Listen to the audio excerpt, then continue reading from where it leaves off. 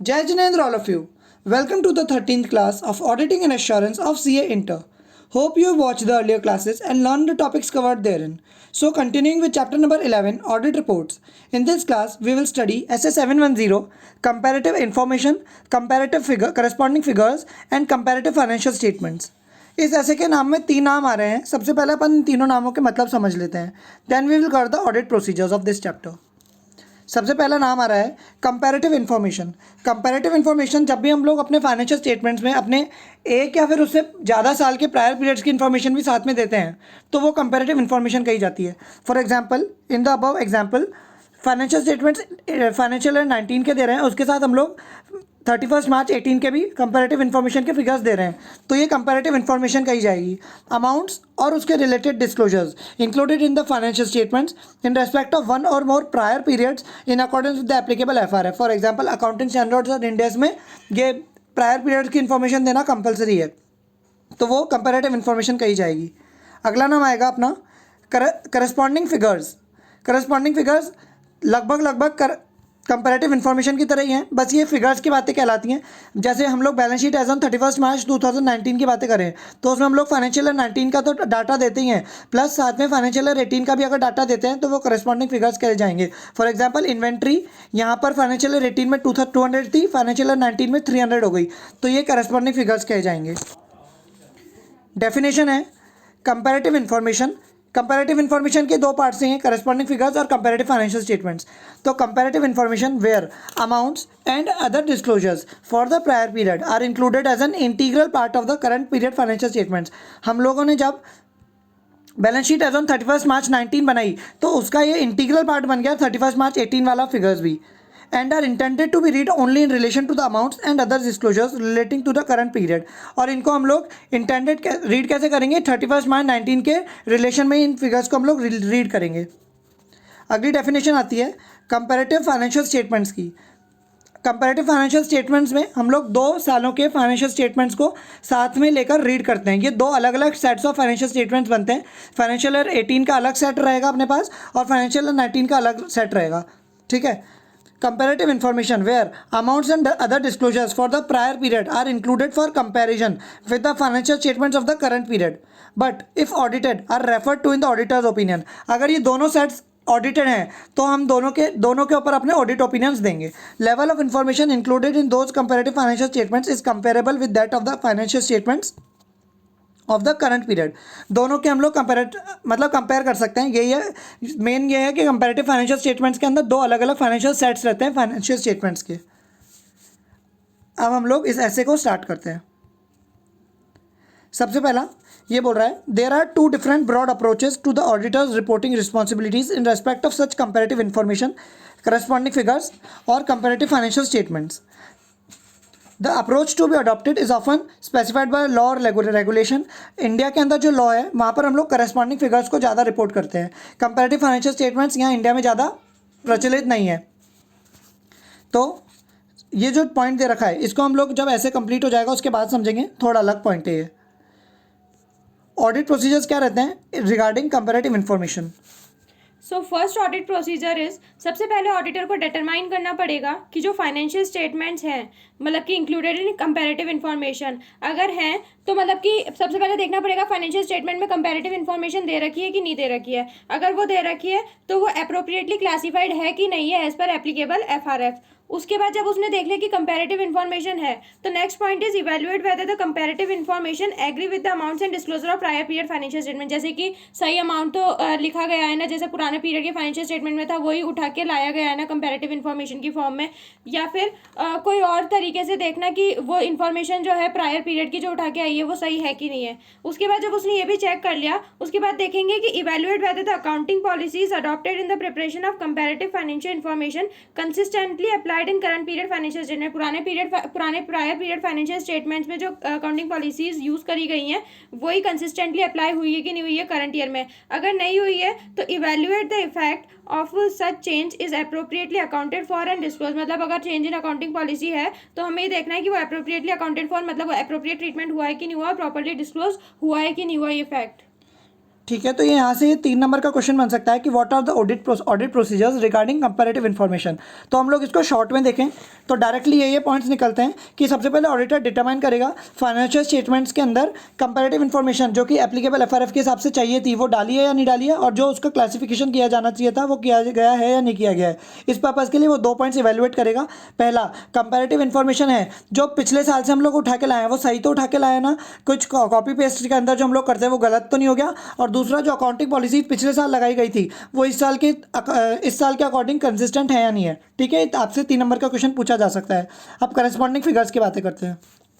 Audit reporting with respect to corresponding figures, क्योंकि अभी हम लोगों ने प्रोसीजर्स अप्लाई करके देख लिया कि वो इन्फॉर्मेशन सही है कि नहीं है। अब रिपोर्टिंग करनी है करस्पॉन्डिंग फिगर्स पे, तो in general audit report should not refer to corresponding figures, क्योंकि मतलब स्पेसिफिकली ऑडिटर को करस्पॉन्डिंग फिगर्स के लिए कोई रिपोर्टिंग नहीं करनी। लेकिन कुछ एक्सेप्शनल केसेज है, 3 केसेज हैं जिसमें ऑडिटर को रिपोर्ट करना पड़ेगा करस्पॉन्डिंग फिगर से रिलेटेड भी। ये क्वेश्चन आपके नवंबर 19 अटेम्प्ट में भी पूछा जा चुका है और एमटी अगस्त 18 के अंदर भी आ चुका है। सो फर्स्ट एक्सेप्शन इज, अगर prior period financial statements audit हुए हैं और मॉडिफाइड ओपिनियन दिया गया है उनमें, मॉडिफाइड ओपिनियन मतलब एडवर्स, क्वालिफाइड या फिर डिस्क्लेमर ऑफ ओपिनियन ऐसे 705 के अकॉर्डिंग। तो अगर modified opinion was issued there on and that modification मतलब कि क्वालिफाइड, एडवर्स और डिस्क्लेमर जिस रीजन से दिया गया था वो अभी तक रिजॉल्व नहीं हुआ है, तो modify the audit report of current year with respect to corresponding figures. तो हम लोग ऑडिट रिपोर्ट में लिखेंगे कि वो वाली जो चीज़ है वो करेक्ट अभी तक भी नहीं हुई है, अनरिजॉल्व है वो। उसके बाद दूसरी आता है, अगर ऑडिटर ने आइडेंटिफाई करा है कोई material miss statement corresponding figures में, मतलब पुराने पीरियड की जो ऑडिट हुई थी उसमें दिया तो अनमॉडिफाइड ओपिनियन गया था, लेकिन इस साल जब उसने करस्पॉन्डिंग फिगर्स को वापस चेक करा तो उसको कोई मटेरियल मिस स्टेटमेंट मिला उन करस्पॉन्डिंग फिगर्स में, तो वो क्या करेगा, पुराने की तो अमेंड नहीं कर सकता जाके, तो modify the audit report of the current year with respect to corresponding figures. तो ये होता है हमारा सेकेंड एक्सेप्शन। उसके बाद थर्ड एक्सेप्शन आता है कि अगर corresponding figures were unaudited, auditor should include an other matter para stating therein the fact that the corresponding figures were unaudited। मतलब कि अगर पुराने साल के जो ऑडिट फाइनेंशियल स्टेटमेंट्स थे वो ऑडिट ही नहीं हुए थे तो उस केस में तो वो कोई ओपिनियन ही नहीं दे सकता कि वो सही है कि नहीं है, लेकिन उसको बताना तो पड़ेगा कि पुराने साल के जो करस्पॉन्डिंग फिगर्स शो हो रहे हैं वो अनऑडिटेड है, तो वो कहाँ पर बताएगा, अदर मैटर पैरा में। ये हम लोगों ने ऐसे 706 पढ़ा था, तब उसमें हमने देखा था अदर मैटर पैरा तब इशू होता है जब ऑडिटर को कुछ यूजर्स और फाइनेंशियल स्टेटमेंट को बताना होता है, उसकी ऑडिट रिपोर्ट को पढ़ते समय इन चीज़ों का ध्यान रखें, तो उसमें ही वो इस चीज़ पे एम्फेसाइज करेगा अदर मैटर पैरा में कि पुराने साल के जो फाइनेंशियल स्टेटमेंट है प्रायर पीरियड के जो कि as a corresponding figure use हुए हैं वो अनऑडिटेड है। ठीक है, तो ये अपना ये क्वेश्चन, ये यहाँ पे भी एक क्वेश्चन कंप्लीट होता है।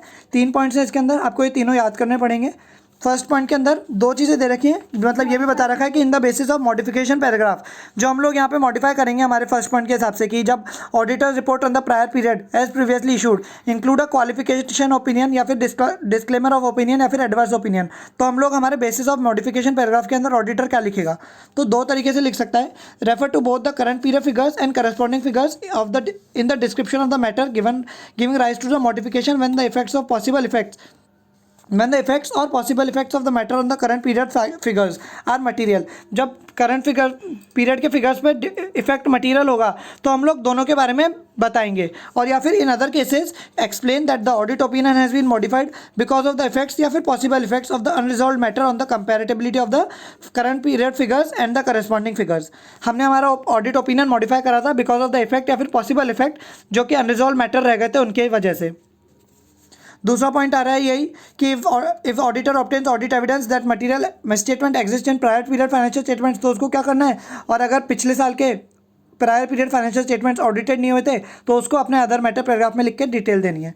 ठीक है, अब कंपैरेटिव फाइनेंशियल स्टेटमेंट्स की बातें आएंगी। अब यहाँ पर अपन लोगों ने कंपैरेटिव फाइनेंशियल स्टेटमेंट्स की डेफिनेशन पहले ही देख ली थी। अब यहाँ पर जब ऑडिटर ओपिनियन देगा तो उसको हर एक पीरियड, मतलब कि जो financial statement comparative financial statements use हुए हैं उनका भी उसको हर एक पीरियड का रेफरेंस देना पड़ेगा। तो when comparative financial statements presented, auditor opinion shall refer to each period for which the financial statements are presented and on which an audit opinion is express, मतलब उसको हर फाइनेंशियल स्टेटमेंट पर opinion देना पड़ेगा। When reporting on prior period financial statements in connection with the current period audit, मतलब कि current period के audit के रेफरेंस में उसे प्रायर पीरियड फाइनेंशियल स्टेटमेंट्स पे भी रेफरेंस देना पड़ेगा। तो ऑडिट ओपिनियन उन प्रायर पीरियड फाइनेंशियल स्टेटमेंट्स पे differ from the opinion the auditor previously express. तो ऑडिटर डिस्क्लोज करेगा सब्सटेंटिव रीजन, मतलब कि जैसे पुराने प्रायर पीरियड फाइनेंशियल स्टेटमेंट्स में जब उसने पुराने साल में ओपिनियन दिया होगा और इस साल में वो ओपिनियन देगा, अगर वो डिफर कर रहा है उसका मतलब पुराने में तो उसने अनमॉडिफाइड, इसमें उसने क्वालिफाइड दे दिया पुराने प्रायर पीरियड फाइनेंशियल स्टेटमेंट्स के लिए, तो उसको वहां पर सब्सटेंटिव रीजन देना पड़ेगा for this difference of opinion. और ये रीजन कहां पर देना पड़ेगा उसे? अदर मैटर पैरा में एज पर ऐसे 706। यहाँ पर अपना ये ऐसे 710 कंप्लीट होता है। एक हमने टॉपिक ऊपर छोड़ दिया था कि the essential audit reporting differences between the both approaches are. तो इन दोनों में मतलब कंपैरेटिव फाइनेंशियल इन्फॉर्मेशन में और कंपैरेटिव फिगर्स के अंदर दोनों में डिफरेंस क्या रहेगा? तो कंपैरेटिव फिगर्स के अंदर हम लोग क्या करते हैं, करस्पॉन्डिंग फिगर्स के अंदर हम लोग क्या करते हैं, ऑडिटर का opinion on the financial statements refers to the current period only. जो हम लोग हमारे ऑडिट रिपोर्ट के अंदर ओपिनियन देते हैं उसके अंदर सिर्फ करंट पीरियड की बातें करते हैं, कुछ प्रीवियस पीरियड की बातें हम लोग कुछ भी नहीं करते हैं। जबकि कंपैरेटिव फाइनेंशियल स्टेटमेंट्स में अभी हमने देखा कि the audit opinion refers to each period for which financial statements are presented. जिस भी पीरियड का हम लोग फाइनेंशियल स्टेटमेंट प्रेजेंट करेंगे हर पीरियड के लिए अपना ऑडिट ओपिनियन देंगे। और अगर प्रायर पीरियड के हिसाब से अगर हम लोग इस पीरियड के अंदर कुछ चेंजेस कर रहे हैं तो फिर हम लोग उसको अपने अदर मैटर पैराग्राफ के अंदर भी रिपोर्ट करेंगे। यहाँ पर अपना ये ऐसे कंप्लीट होता है और ये चैप्टर भी अपना कंप्लीट होता है।